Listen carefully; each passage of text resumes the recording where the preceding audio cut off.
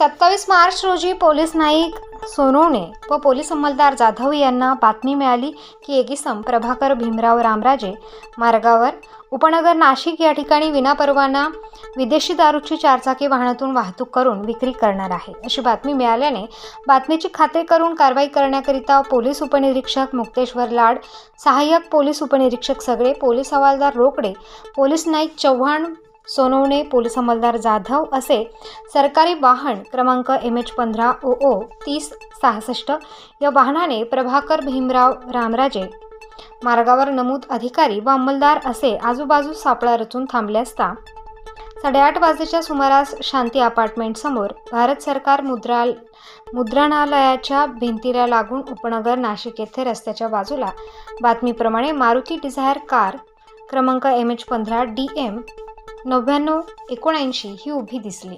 सदर कार संशयित वाटल्याने कार चालक यास त्याचे नावगाव विचारले। त्याने सचिन मारुती गव्हाणे वय वर्ष 43 असे सांगितले।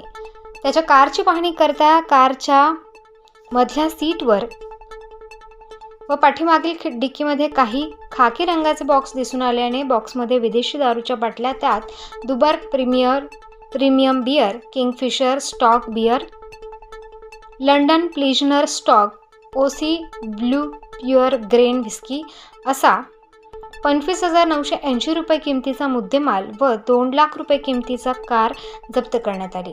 सदर आरोपीकडे प्रोव्हिजन गुन्ह्याचा मुद्देमाल मिळून आल्याने सरकारतर्फे पोलीस नाईक भूषण सोनवणे वय वर्ष 39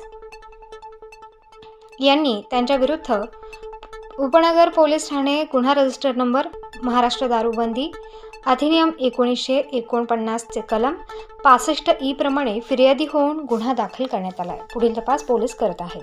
प्रतिनिधी मोहसिन पठाण, स्टार न्यूज, नाशिक।